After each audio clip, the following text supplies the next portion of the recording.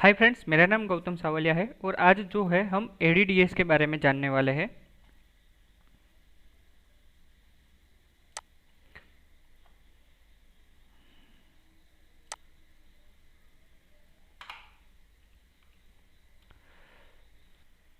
Active directory domain services क्या काम में आती है?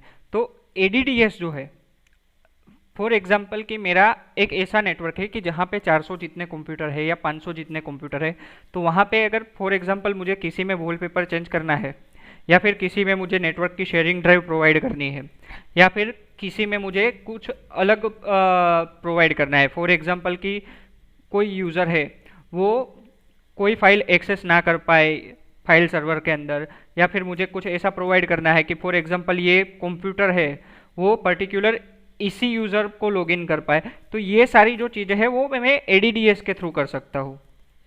अब एडीडीएस का स्ट्रक्चर किस तरीके से होता है? तो फॉर एग्जांपल फॉरेस्ट का मतलब क्या होता है कि फॉर एग्जांपल मेरा कोई भी डीसी मतलब कि डोमेन कंट्रोलर जो है वो फर्स्ट टाइम क्रिएट होता है तो वो फॉरेस्ट क्रिएट करता है। उसके बाद में ट्रीज, तो फॉर एग्जांपल मेरा फॉरेस्ट क्रिएट हो गया, पर अगर मेरी एक नई ब्रांच खुली है, फॉर एग्जांपल मुंबई में मेरी एक हेड ऑफिस है और दूसरी मेरी ब्रांच जो है वो यूके में है, तो यूके में मैं मेरा ट्रीज एक क्रिएट कर दूंगा। ये सारी चीज़ें हम आगे जानेंगे कि किस तरीके से फॉरेस्ट क्रिएट होता है, किस तरीके से ट्रीज क्रिएट होते हैं। और उसके अंदर में ट्रीज के अंदर में आते हैं डोमेन्स के अंदर में आते हैं मेरा डीसी मतलब डोमेन कंट्रोलर, एडीसी मतलब एडिशनल डोमेन कंट्रोलर, जो काम क्या करता है कि फॉर एग्जांपल मेरा डीसी डाउन हो गया तो वहाँ पे मेरा एडीसी जो है वो एज एन डीसी वर्क करना स्टार्ट कर देगा। उसके बाद में आता है चाइल्ड डोमेन कंट्रोलर।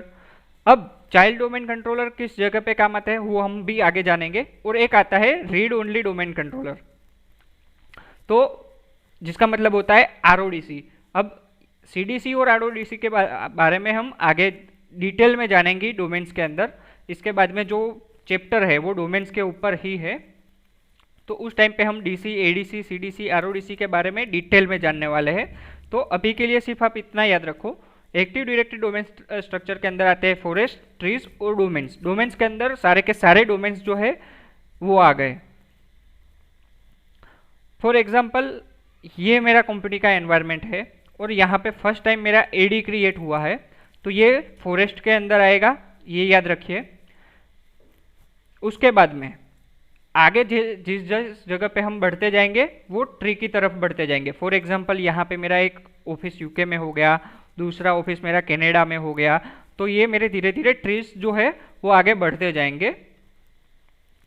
अब हम बात करें एडीडीएस के बारे में, तो एडीडीएस क्या क्या सर्विसेज प्रोवाइड करता है? तो सबसे पहले आती है डोमेन सर्विसेज। तो डोमेन सर्विसेज क्या काम करती है? अगर मुझे किसी भी पीसी में लॉगिन करना है जो कि मेरे फॉरेस्ट के अंदर है, तो मैं किसी भी पीसी में लॉगिन कर पाऊंगा। ये जो मुझे सर्विस देगा वो कौन देगा? मेरा डीसी, ठीक है। और सेम टू सेम डीसी के अंदर भी ये सर्विसेज मुझे देगा डोमेन सर्विसेज।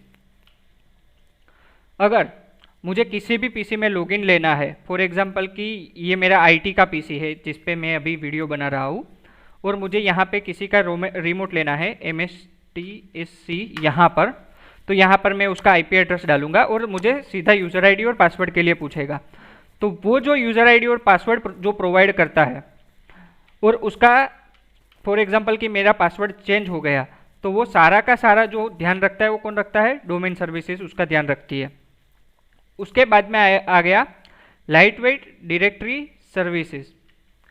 तो मेरा एनवायरनमेंट में सिर्फ विंडोज़ के ही पीसी होंगे ये ज़रूरी नहीं है, वहाँ पे मैक बेस भी पीसी हो सकते हैं, लिनक्स बेस भी पीसी हो सकते हैं, या फिर हो सकता है कि वहाँ पे उबंटू बेस भी पीसी हो। तो यहाँ पे लाइट वेट डायरेक्टरी सर्विसेज जो है वो उसका ध्यान रखती है। फॉर एग्जांपल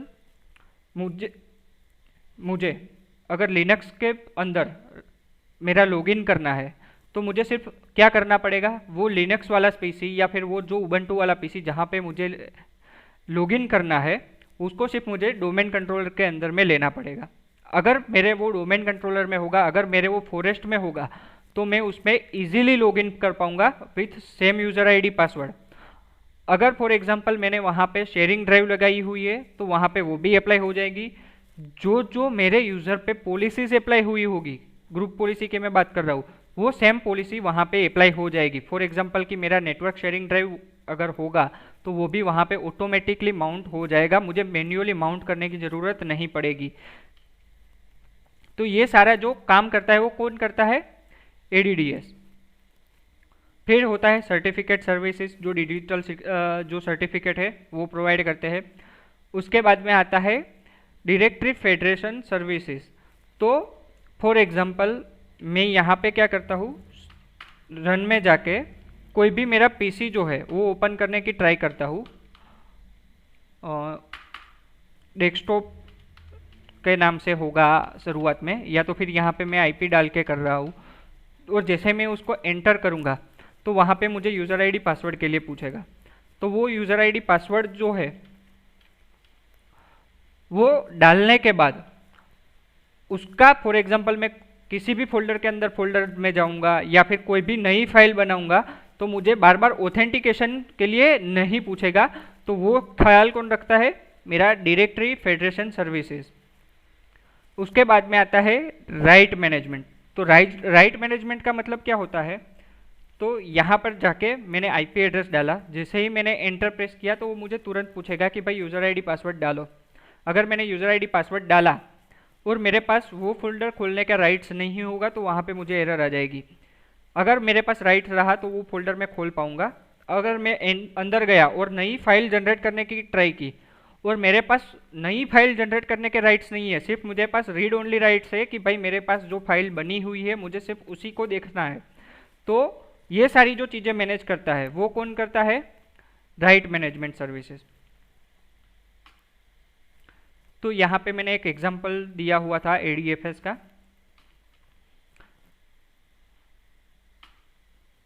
तो बस यहीं तक था हमारा ADDS के बारे में।